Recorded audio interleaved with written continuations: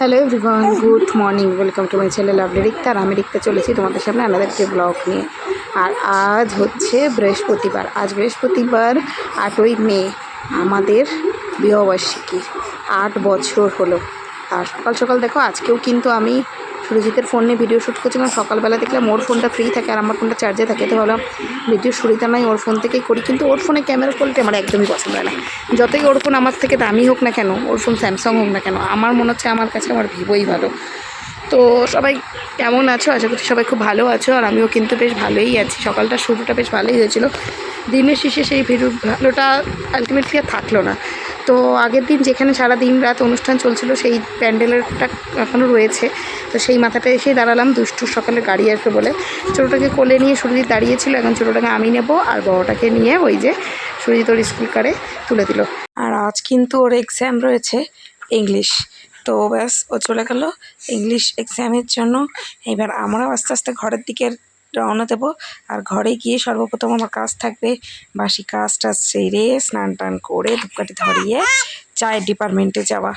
তো তোমাদের সকাল সকাল তোমরা কটায় ওঠো আর কটায় উঠে কী করো, অবশ্যই কিন্তু আমাকে সেটা কমেন্টসে জানিও।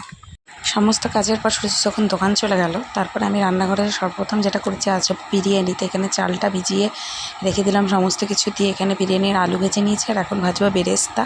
তার জন্য কড়াই গরম করে এখন তেল দিচ্ছি আর ডালিয়াটা আগেই নামিয়ে নিয়েছি।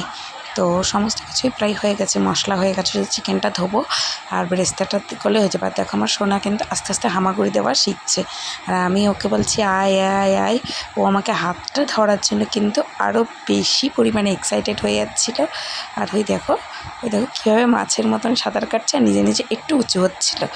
তা এখন দেখো এখানে চিকেনটা কষানো চড়ছে। আসলে আমার ফ্রিজে অনেকটা খোয়া ক্ষীর আছে, খোয়া ক্ষীরটা দিয়ে কীরকম কী করা যায় অবশ্যই কিন্তু আমাকে কমেন্টসে জানিও। আজ অবশ্য আমি মাংসটার বিরিয়ানিতে দিয়েছি। তো বিরিয়ানিতে ডেকোরেট করার পর কিছুটা ভাত এই হাঁড়িতে বেঁচে গেছে, সেই ভাতটা দিয়ে আগের দিনের একটু আলুর তরকারি ছিল, সেই আলুর তরকারি আর এই যে চিকেনটা এক্সট্রা গ্রেভি সহ রেখেছি, সেই চিকেন দিয়ে আমি ভাতটা বেড়ে নিলাম সকালের। আর এই যে এখানে বিরিয়ানিটা দমে রেডি দেওয়া হয়ে গেছে। আর এখন দেখো সন্ধেবেলায় তোমাদের সাথে আবার ভিডিও শেয়ার করছি সারাদিন পর।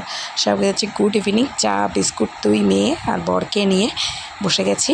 তো দুষ্টু ওখানে বসে বসে টিভি দেখছে, দুধ বিস্কুট খাচ্ছে। তো আমি যেখান থেকে বাকিতে শাড়ি চুড়িদার কিনি সেখান থেকে এটা নিয়ে এসেছি। সুরজিৎ আমাকে টাকা দিয়ে দিয়েছিল। আর ও স্পেশালি আমার জন্য পছন্দ করে কিছু কিনে নিয়ে আসে না, তবে হ্যাঁ আমি যদি ছবি দেখাই কোনটা ভালো লাগছে, তো সেটা তো আমি যখন এই কাপড়টা আনতে গেছিলাম অ্যানিভার্সারি উপলক্ষে, যে আমাকে বলেছিল কিছু একটা নিয়ে আসো, তো আমি কালার দেখাতে ও আমাকে এই কালারটা পছন্দ করে দিয়েছিল। দুটো কালার ছিল। তো শাড়িটা কী শাড়ি আমি জানি না, তোমরা কেউ জানা থাকলে অবশ্যই কমেন্টসে জানিও। আমার এই কালারটা খুব পছন্দ হয়েছিল আর আমার পছন্দ সে সুরজিতের পছন্দ একদম ম্যাচিং করে গেছিলো। আর সারাদিন অ্যানিভার্সারিতে কিছু করি আর না করি, গিফট আর খাওয়া দাওয়াটা কিন্তু ভালোই হলো। কী বলবো আর কী বলবো না, কোথা থেকে শুরু করবো কোথা থেকে শেষ করবো তাও জানি না। মানে যতটা এক্সাইটমেন্টের সাথে একটু বস ওর গায়ের মধ্যে বলতে যতটা এক্সাইটমেন্টের সাথে কালকে ব্লগটা শেষ করে বলেছিলাম যে আজকে আমাদের অ্যানিভার্সারি দুর্দান্ত একটা ব্লগ আসতে চলেছে।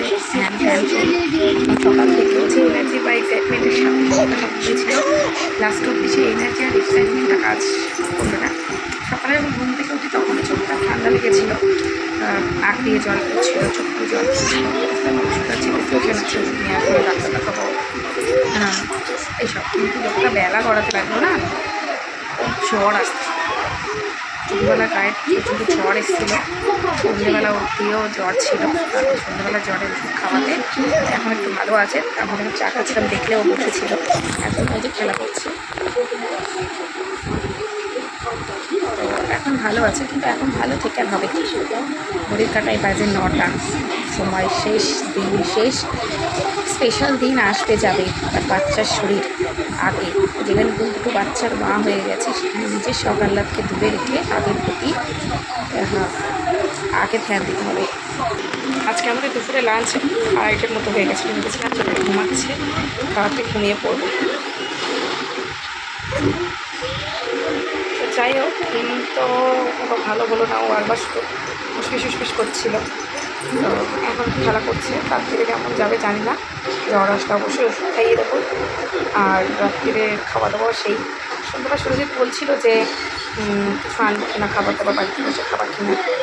আমার আর খেতে ইচ্ছা করলো না, এটা খেয়েও পেটের মধ্যে এমন পাক দিচ্ছে আর ভালো লাগবে না যে অন্য কিছু খাই। আজকে প্ল্যানিং যেটা ছিল সেটা ছিল রানাঘাট থেকে দিকে ফুচকা স্টলটাও বসেছে, সবাই যাচ্ছে, ভীষণ ফেমাস। তো আমি ভেবেছিলাম ফুচকা তো নর্মালি খাই, তো আজকে বিয়ের ফুচকা স্টল থেকে ফুচকা খেতে যাবো। এটা সকাল সকালই বেরোবো, তো গেলাম না, হলো না। নেক্সট দিন অবশ্যই হবে। তবে তোমাদের সাথে আমার অ্যানিভার্সারি গিফট আর খাওয়া দাওয়াটা মোটামুটি ভালোই ছিল। আমি শুরুতে স্পেশালি কিছু দিনই পছন্দ রেখে যাই, ফালতু পয়সা খরচা করে কিছু দিতে গেলে। ও বলে যখন আমার কিছু দরকার হবে তখন আমি চেয়ে নেবো, সেটা টাকা হোক বা কোনো কিছু। তো অনেক সময় হয় কি, হয়তো আমি তো কোনো ইনকাম করি না, বাট আমি যেটা খরচা করতে সেটাতে আমি হয়তো বাজেটিং করে কিছুটা কম করে সেই টাকাটা রেখে জমিয়ে সেটাকেই আমাদের ইনকাম বলে চালাই। আর ও যখন হয়তো কিছু কিনতে দেয়, হয়তো টাকা একটুখানি আর কি দামটা বেশি হতো, তখন আমি আমার ওই টাকা থেকে টাকাটা ঢুকিয়ে দিই। তখনই ওভাবেই ও জিনিসগুলো পেয়ে যায়, বা ওর যখন টাকা পয়সা দরকার হয় আমার কাছ থেকে নিয়ে নেয়। তো আমার টাকায় ওর টাকা, ওর টাকায় আমার টাকা, রিলস চলে না যে স্বামীর টাকাও আমার টাকা আর আমার টাকাও আমার টাকা, না, ওর টাকাও আমার টাকা। তখন আমি না, আমাদের মতো এসব চলে না, বলতে গেলে ওর টাকা আমার কাছেই থাকে। ওর যখন জ্বালা পেতে আমার কাছে কিনে নেয়। তো আর বেশি বকবো না, বকে ব্লগ বড় করবো না।